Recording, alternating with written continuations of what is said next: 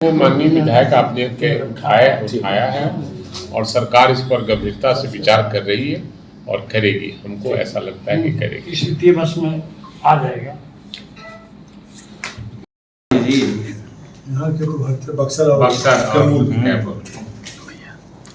बिना आरा के कैमूर कैसे चल जाइएगा, बिना बक्सर कैसे चल जाइएगा। है कि अगर महागठबंधन चुनाव का रिजल्ट आने के बाद सिर्फ टॉवल होगा और सुशील मोदी कहते हैं कि जदयू के कई विधायक बीजेपी के संपर्क में हैं, इस पर क्या कहेंगे? ऐसा है, प्रशांत किशोर जी पॉलिटिकल आदमी नहीं है, वो बिजनेसमैन है। कभी बंगाल में चले जाते हैं, कभी बिहार में चले जाते हैं, कहीं यूपी में चले जाते हैं।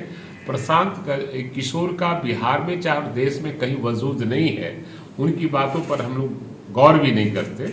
और जहाँ तक सुशील कुमार मोदी, अगर वो नहीं बोलेंगे तो बीजेपी से उनको बाहर कर दिया जाएगा, इसलिए अल बल बोलते रहते हैं कुछ न कुछ, ताकि ऊपर के लोग खुश रहें। दूसरी विरोधी दल के लोगों को एक मंच पर लाने की बातें चल रही है, चर्चाएं चल रही है, बातें हो रही है। और जिस दिन सभी विपक्ष एक मंच पर आ जाएंगे, भारत में बीजेपी मुक्त भारत होगा। और जब तक भारत से बीजेपी को हम लोग हटाएंगे नहीं, देश की जो समस्या वो हल नहीं हो पाएगा। महागठबंधन जीत रही है, दोनों जगह से हम आए हैं। ये गोपालगंज थे और मैं मुकामा में था, कई दिनों से डेरा डाले हुए थे हम लोग, और साफ तौर से दिखाई दे रहा है वहाँ काफी मतों से हम समझते हैं कि बीजेपी का वहाँ मुकामा में जमात कहीं न जब्त हो जाए।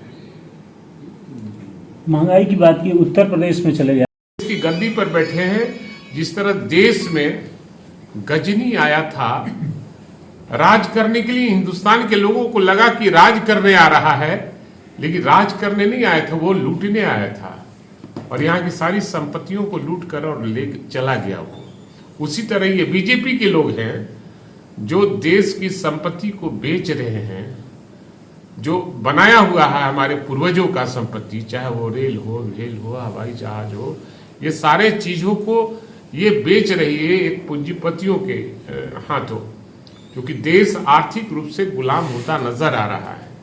और साइलेंट इमरजेंसी लगा हुआ है पूरे देश में।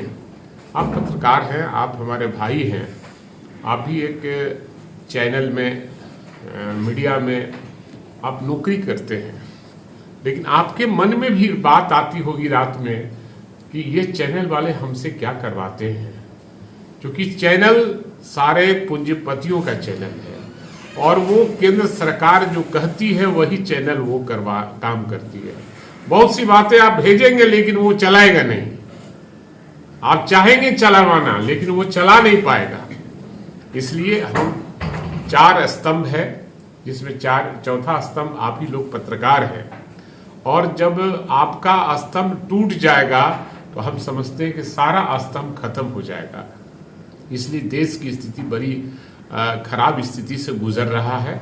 और यहाँ के प्रधानमंत्री जी जो वादा किए थे 14 में, कांग्रेस के खिलाफ में उन्होंने माहौल बनाया और कहा था कि हमारी सरकार जब आएगी तो हम हर साल बेरोजगारों को 2 करोड़ नौकरी देने का काम करेंगे।